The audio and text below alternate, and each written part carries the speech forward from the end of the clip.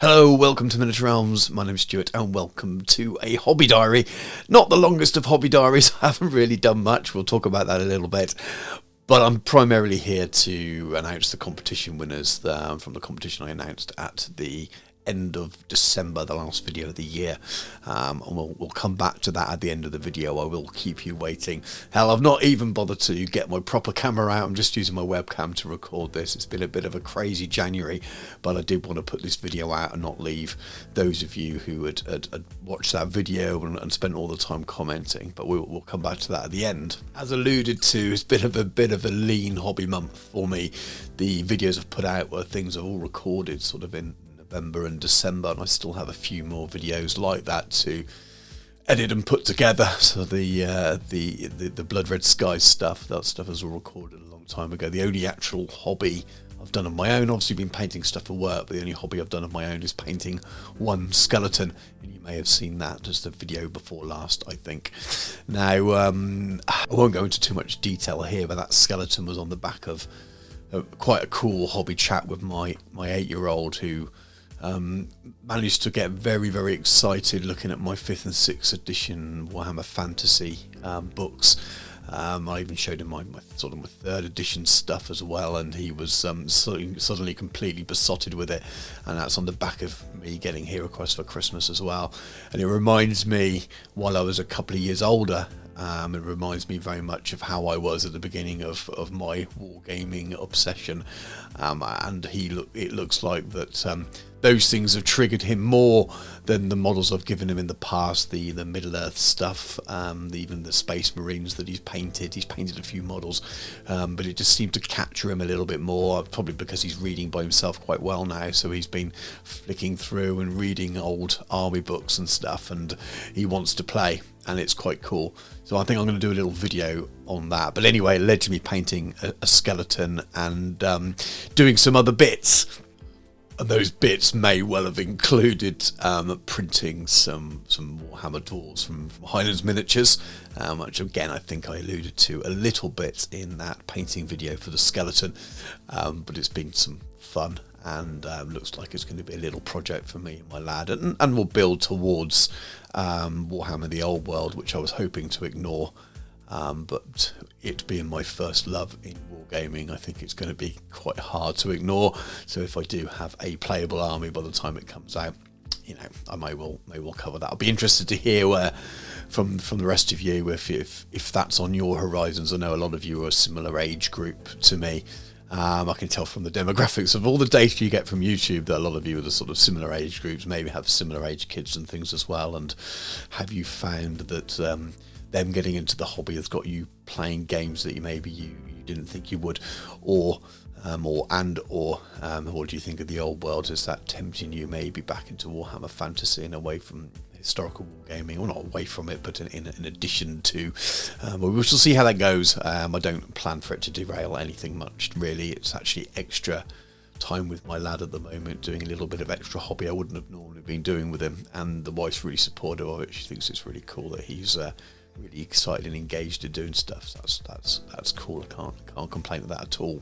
I'll mention it's not really been a very hobby fueled month, and much of that's down to just some real life stuff going on. Nothing too bad, but I've been travelling backwards and forwards between my old family home growing up and helping my mum downsize to a small sort of bungalow. That's a little 2-bed ground floor house for those of you who are not in the UK, and I've obviously been going through lots and lots of old stuff, and I knew my Warhammer stuff was long gone. I seem to remember in my early 20s giving my mum permission to move that on, but I knew there might be a few little bits about, and you can see here there's lots and lots of old war games, illustrated miniature war games magazines, which is really cool to find. So I'll have a little flick through those and reminisce.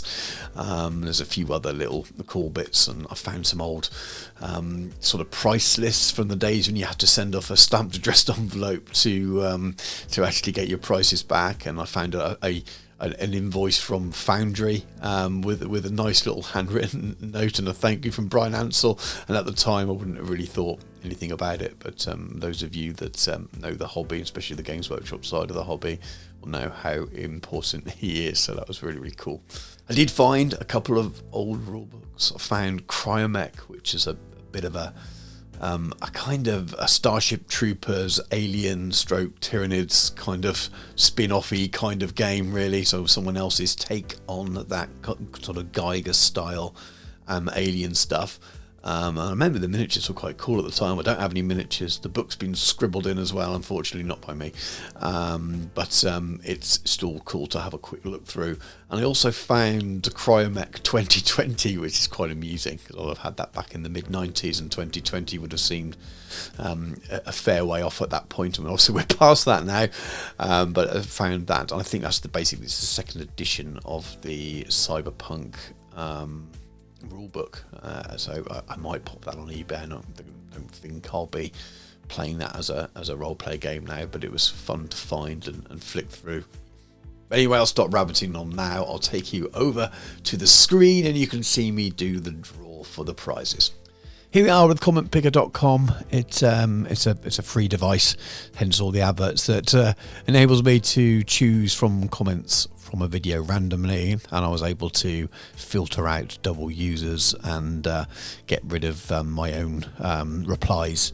And I was absolutely blown away by how many replies there were. I think there was 329 in the end, or at least went into this random draw, which is absolutely brilliant. Maybe one of the highest amount of comments on a video I've had.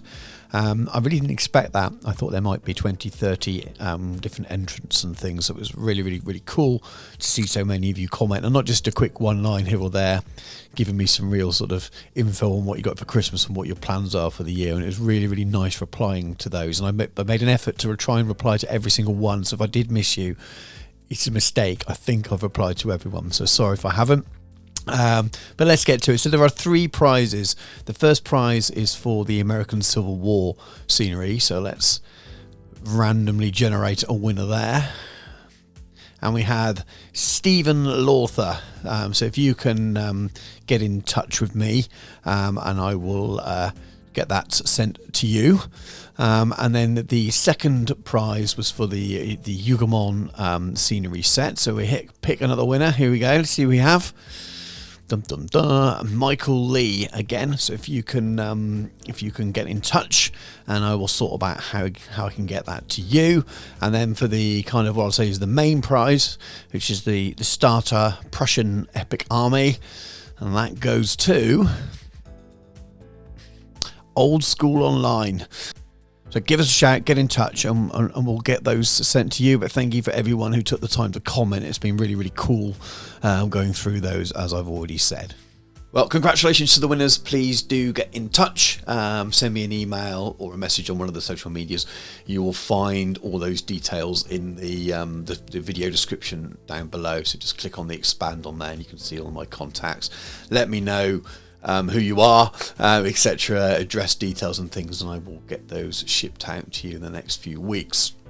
Now, life's still going to be a little bit busy for a few weeks to come yet. I've got lots of work to catch up on, which has been hindered a little bit by the goings on at my family home, so to speak. It doesn't help that it's 5 hours drive away, so 10-hour round trips don't really work in a day very well. I know that's not far to some of you in other parts of the world, but in the UK we don't tend to drive that far that often. But I've still got lots of video plans lined up, so I will try and get those out to you as soon as I can. I have some things recorded, which I just need to edit and put together, so I'm not going to promise any particular order, but coming up we will have a Spitfire painting tutorial for Blood Red Skies. I'm going to be doing a painting tutorial for another Warhammer Fantasy themed thing, probably one of the dwarfs from my army, but I've also got a very nice Swamp Goblin, Night Goblin file as well, that's as part of the Highlands Miniatures Patreon, and that's a really fun model, so I might do that. We'll see what people want to see. I'm going to do French Imperial Guard epic painting tutorial as well. That was planned for February, and a number of other things. So we'll see what's coming up there. But those painting tutorial wise, hopefully you should expect all of those in February. I know that the Imperial Guard one's been long awaited by people, so I will try to get that out to you soon. And away from painting tutorials, I want to do that hobby nostalgia, how I got into wargaming via Warhammer kind of video, because it's something that's been sort of playing on my mind, and I thought it's nice to do when the idea is fresh. I want to do my next Flames of War vlog, and it still requires me finishing off the last few bits of painting. As I said, my hobby time is just decimated. That was supposed to be out in December, but I just haven't done it because I haven't finished painting it. But it's very much on my own personal hobby to-do list straight away. That's the next thing I want to finish in terms of painting units or armies and things. And then I'm also looking at the new range of Vallejo Express Colour. I've taken delivery of the entire range at the moment, the starter lot, and I want to put together a bit of my first impressions. Will they work with the way I paint, and how do they compare with the Army Painter speed paints and contrast as well? Just like I did when Army Painter brought their speed paints out, and I know quite a few of you are interested in my thoughts on those, and I want to make it within the context of the way I paint and the way I use in my existing tutorials. So you see from my point of view, just as I did with contrast, it was very much these are great. Ooh, the reds reactivate a little bit, they won't work on your British. If you follow the tutorial I've done, you'll have to add extra steps, etc. I don't think that's going to be the case for Vallejo, but I'm looking forward to doing them at a bit of a trial. Like anything, my prediction is that they will form part of a wider range of tools, and I'll use some colours from one range and some colours from another, and just been the way it is so far with all the other painting I do. But anyway, it's rambling now. I'm promising you things, much of it I haven't even filmed yet, and I could have a really busy month and none of it happened, but I'd like to get all of those videos out to you probably in the next six weeks or so. So there should be something for everyone for most of the major games and things I've covered on the channel in the last few months. Thank you very much for watching. Congratulations again to the winners. Take care, and I'll catch you soon.